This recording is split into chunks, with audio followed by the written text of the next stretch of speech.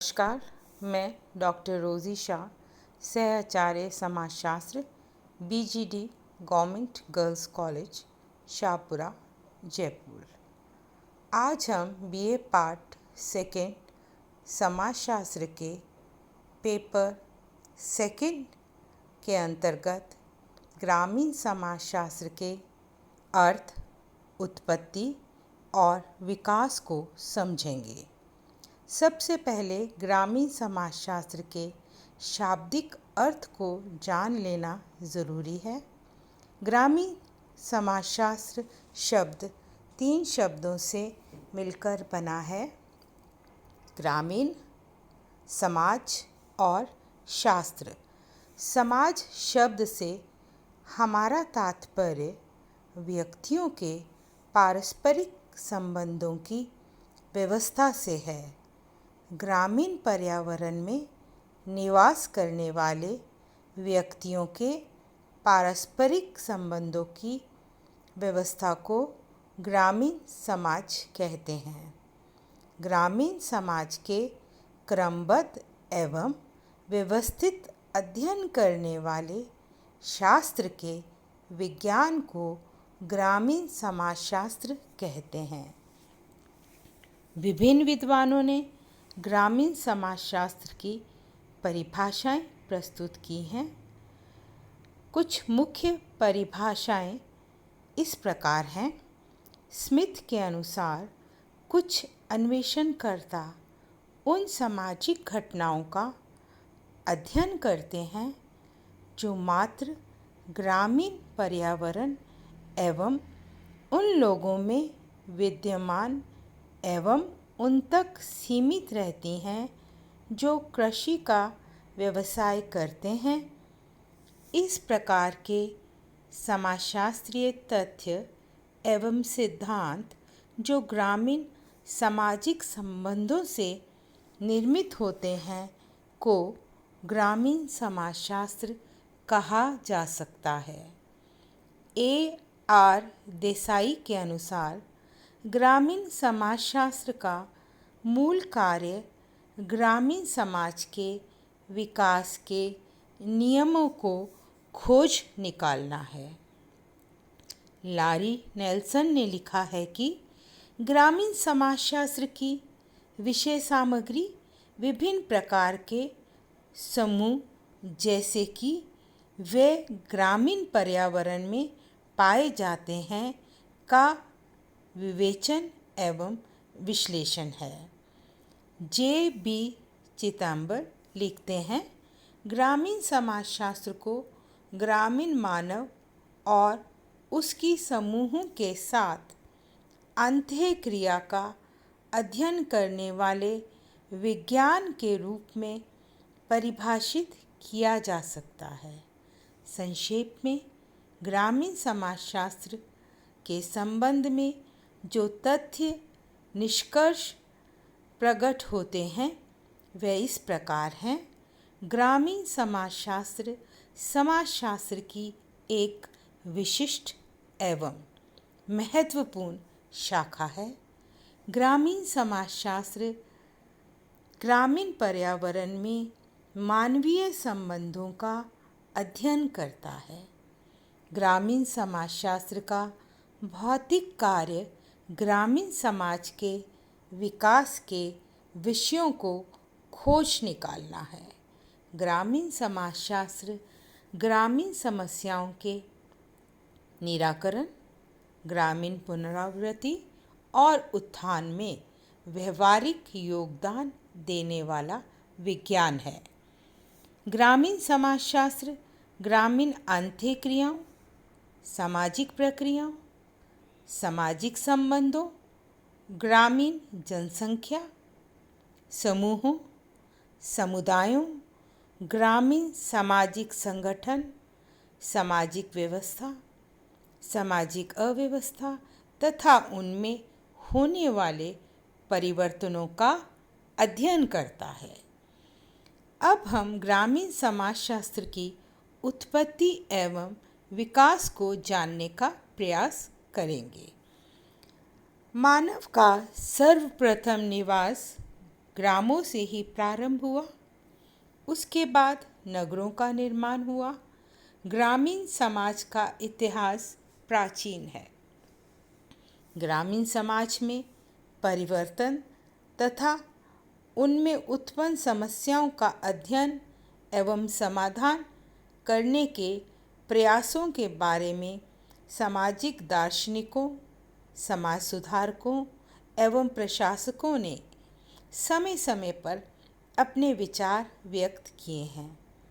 Sorokin, Zimmerman तथा गैल्पिन द्वारा संपादित पुस्तक ग्रामीण समाजशास्त्र का मूल ग्रंथ systematic source book in sociology के दूसरे भाग में विभिन्न देशों के विद्वानों द्वारा ग्रामीण जगत के संबंध में प्रकट किए गए विचारों का उल्लेख किया गया है। इस प्रकार के विचारों ने समाज वैज्ञानिकों का ध्यान ग्रामों की ओर आकर्षित किया। फिर भी उन विचारों को हम वैज्ञानिक नहीं कह सकते, क्योंकि उनके अध्ययन के तरीके एवं निष्कर्ष वैज्ञानिक पद्धति पर आधारित नहीं हैं। 19वीं शताब्दी की घटनाओं ने ग्रामों में अनेक समस्याएं पैदा कर दी थीं, जिसके परिणाम स्वरूप ग्रामीण समाजशास्त्र की स्थापना हुई। ये प्रमुख घटनाएं हैं: मशीनों द्वारा उत्पादन, पूंजीवादी अर्थव्यवस्था का उदय, औद्योगिकरण एवं नगरीकरण, यातायात एवं संचार के साधनों का तीव्र गति से विस्तार, जिसके कारण अनेक विद्वानों का ध्यान ग्रामों के अध्ययन की ओर गया। परिणाम स्वरूप आगे चलकर ग्रामीण समाजशास्त्र एक विषय के रूप में सामने आया। भारत ग्रामों का देश कहा जा सकता है। यहाँ की संस्कृति ग्रामीण संस्कृति है। 2001 की जनगणना प्रतिवेदन के अनुसार भारत की 73% से भी अधिक जनसंख्या 6 लाख ग्रामों में निवास करती है। भारत की प्राचीन सभ्यता और संस्कृति के आधार यहाँ के ग्राम रहे हैं। ग्रामीण समाज एवं संगठनों तथा इनके द्वारा निर्मित विभिन्न प्रशासनिक एवं राजनीतिक इकाइयों का वर्णन प्राचीन धार्मिक ग्रंथों, वेदों, पुराणों, स्मृतियों आदि में विस्तार से मिलता है। परंतु भारत में ग्रामीण समाजशास्त्र का औपचारिक रूप से अध्ययन 19वीं शताब्दी से ही माना जा सकता है। भारत में ग्रामीण समाजशास्त्र के विकास के व्यवस्थित अध्ययनों को 2 भागों में विभक्त करके हम देख सकते हैं। एक, स्वतंत्रता से पूर्व और दूसरा, स्वतंत्रता के पश्चात। पहले हम स्वतंत्रता से पूर्व भारत में ग्रामीण समाजशास्त्र के विकास को जानेंगे। अंग्रेजी शासन ने राजनीतिक उद्देश्यों की प्राप्ति के लिए भारत में ग्रामीण एवं ग्रामीण जीवन से संबंधित कुछ अध्ययन कराए थे। 1803 में विलियम टेनेंट की पुस्तक इंडियन रिक्रिएशन प्रकाशित हुई। इस पुस्तक में ग्रामीण परिवार एवं उनके आर्थिक जीवन का वर्णन किया गया। ये प्रथम प्रयास प्रशंसनीय रहा। भारतीय ग्रामों की सामाजिक आर्थिक समस्याओं तथा भूमि व्यवस्था पर 1861 में सर हेनरी मैन की पुस्तक एशियंट लॉ प्रकाशित हुई। स्वतंत्रता प्राप्ति से पूर्व के प्रारंभिक ग्रामीण समाज पर लिखने वालों में प्रमुख हैं George Gierson, Herald H man, Gilbert Slater आदि। इन विद्वानों को भारतीय ग्रामीण अध्ययनों का प्रवर्तक माना जाता है। इन अध्ययनों का उद्देश्य ग्रामीण सुधार, कल्याण या ग्रामीण पुनर्निर्माण नहीं था। फिर भी इन अध्ययनों से बाद में होने वाले अध्ययनों को मार्गदर्शन मिला। अंग्रेजी प्रशासकों ने यह अनुभव कर लिया था कि भारत को जानने के लिए यहाँ के ग्रामीण समाज को समझना एवं उसका अध्ययन करना बहुत आवश्यक है। इन ऐतिहासिक अध्ययनों के उदाहरण हैं बेडेन पावेल की इंडियन विलेज कम्युनिटी पुस्तक तथा पावेल की ही दूसरी पुस्तक the region and growth of village community in India. इसके अतिरिक्त भी अन्य पुस्तकें प्रकाशित हुईं। स्वतंत्रता के पश्चात भारत में ग्रामीण समाजशास्त्र का विकास अब हम जानेंगे। सन 1947 में भारत ने स्वतंत्रता प्राप्त की। नई सरकार ने ग्रामों की बिगड़ती दशा को सुधारने का निश्चय किया, क्योंकि जब तक ग्रामों में निवास करने वाले 70% से अधिक जनसंख्या के कल्याण के बारे में नहीं सोचा जाता, तब तक आज़ादी का कोई अर्थ नहीं है। गांधी जी ने कहा था, दिल्ली भारत नहीं है, भारत तो गांव में बसता है। यदि हमें भारत को उन्नत करना है तो गांव की दशा सुधारनी होगी।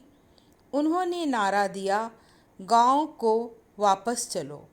इसीलिए भारतीय सरकार ने ग्रामीण पुनर्निर्माण के लिए सामुदायिक विकास योजना का आरंभ किया। अनेक अर्थशास्त्रियों, समाजशास्त्रियों, बुद्धिजीवियों ने गांव की समस्याओं की ओर ध्यान दिया और अपना अध्ययन कार्य किया, और यहीं से भारत में ग्रामीण समाजशास्त्र की पृष्ठभूमि तैयार हुई।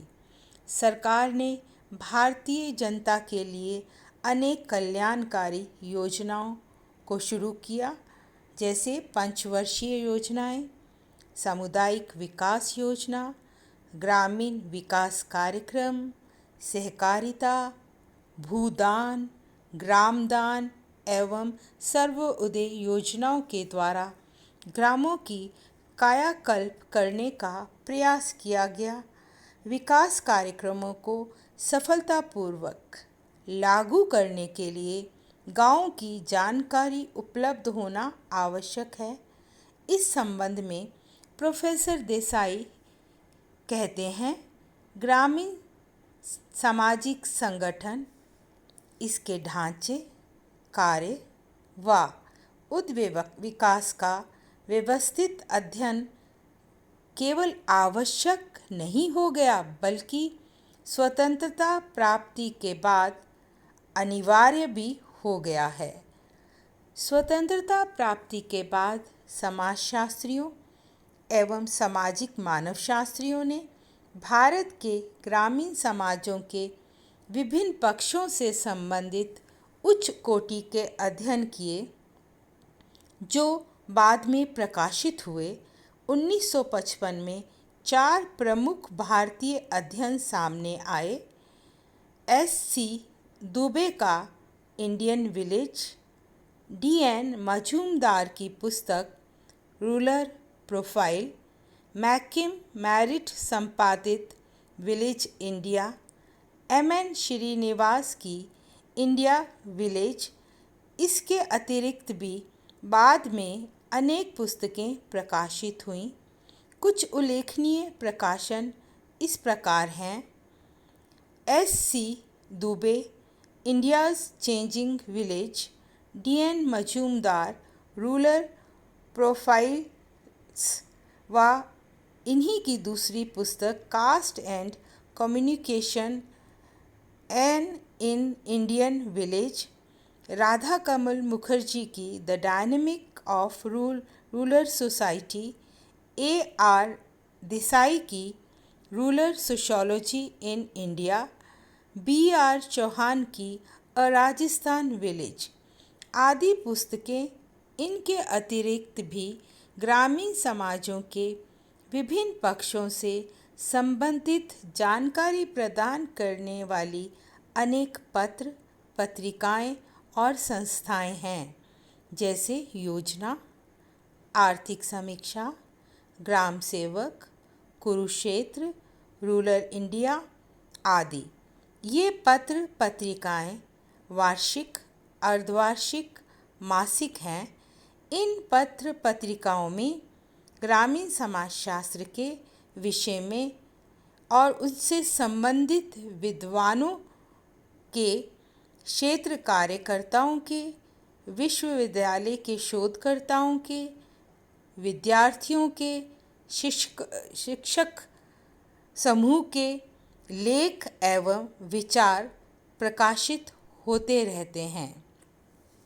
आज सभी ये महसूस करने लगे हैं कि ग्रामीण भारत की उन्नति एवं विकास के लिए ग्रामीण जीवन का वैज्ञानिक एवं व्यवस्थित अध्ययन किया जाना चाहिए।